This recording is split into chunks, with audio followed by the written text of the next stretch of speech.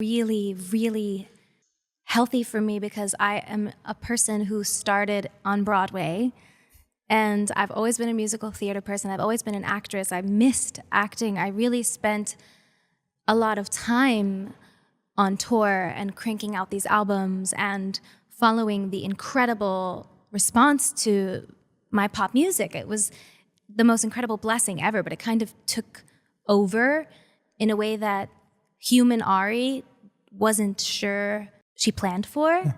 And I think having so much time with a character instead of this caricaturized version of myself, but it was really nice. Like, I really loved being able to put my craft, I suppose, to the test in different ways. I think the space was really healthy. And again, playing a character that I learned so much from. I just think life. in life. But also it just made this so much richer. Like, it made coming home to music feel so much better. And I think that balance is something that I'm really gonna wanna maintain moving forward. I think it's just nice. Like, little Ari was so fed and fulfilled and thankful for this experience. It was really nice. You reference Baby Ari on the album. Do I? Yeah, she gets a shout. What do I say? You refer to yourself as baby girl, and you talk about... Yes, true, yes. Just you and your Oh my thoughts. gosh, you're spilling tea about lyrics. Zach, sing. But does human Ari and pop star Ari get closer together through this process? Yeah, they do. That's the most beautiful thing that has been kind of happening in life recently, is that I think for so long, 90% of the time I was pop star Ari, and I had a hard time separating or acknowledging how much more important human Ari is and how much better I can be as pop star Ari once I nurture human Ari. And it's nice because now I feel like 99% of the time I am human Ari. And even when I'm writing and I'm performing and I'm singing, I am still human Ari. And that's like very interesting. So this kind of like, yeah, I don't know. It's been nice. It's like such a corny, I suppose, not corny. That doesn't exist. But, you know, interesting thing. I'm 30. My Saturn has returned. I'm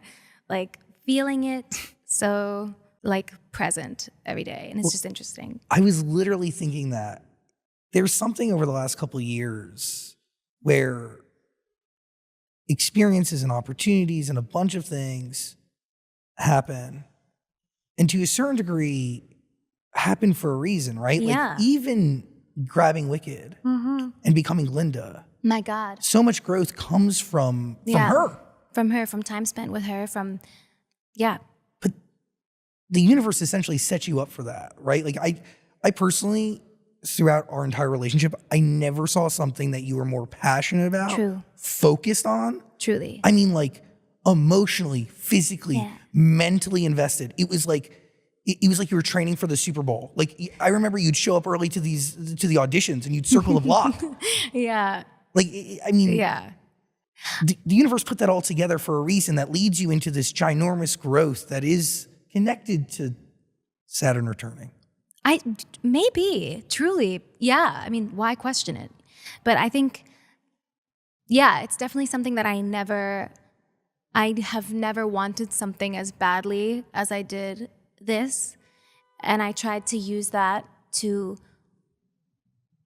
take lessons every single day while I was doing The Voice and get ready for these auditions. I trained every day with Nancy and with Eric to transform my voice, even like my singing voice, everything about me. I had to kind of deconstruct to prove to them that I could handle taking on this other person. I kind of had to completely erase pop star Ari, the person that they know so well, because like it's even harder to believe someone as someone else when you're so branded as one thing. So I kind of had to really go all the way to strip that down and come into my callback with no makeup, my hair down, like I looked 11 years old. It was like, you know, but I really, really worked hard for it. And my God, I'm so grateful for it because it is the best, most transformative and special experience of my life. And the funniest thing is like the reason why I thought I loved Glinda since I was 10 years old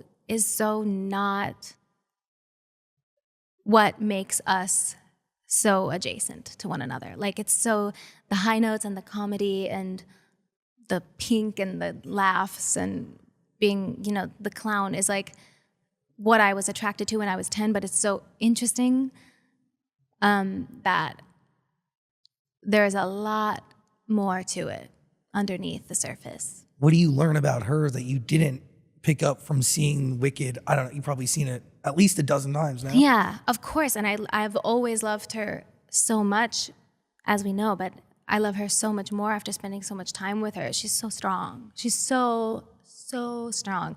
Her arc is so rich and so beautiful. And I'm so grateful. I'm so grateful. It was a beautiful 2.5 years, really, between the prep and everything. Yeah. The deconstruction of oneself to take on a character.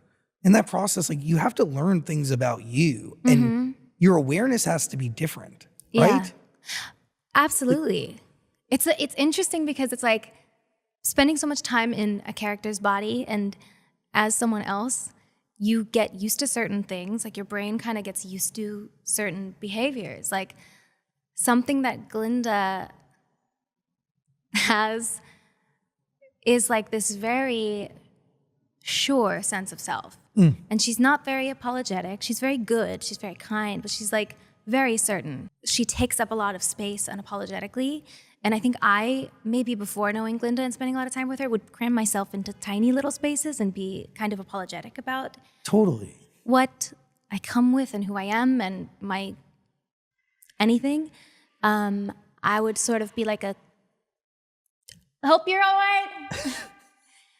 Bless you? Question mark. I don't know. It's just interesting. My brain got used to certain pieces of her, and then the other things I would really force you to look in the mirror. I think that's what I like so much about acting and what I missed so much, because, you know, it's fun to be forced to look in the mirror in certain ways. Well, but the deconstruction of oneself allows you to look at yourself from a different angle, right? And it's, I know, there's the most going on. This is the loudest possible place to be. I'm dying. There's a Boeing 747 above us. Hold for plane. Holding. God, that's so triggering. I don't know why. Every time I was on a Nickelodeon set and they yelled that, I started to sweat even more. I'm taking my shoes off. Oh my God, letting the dogs out, eh?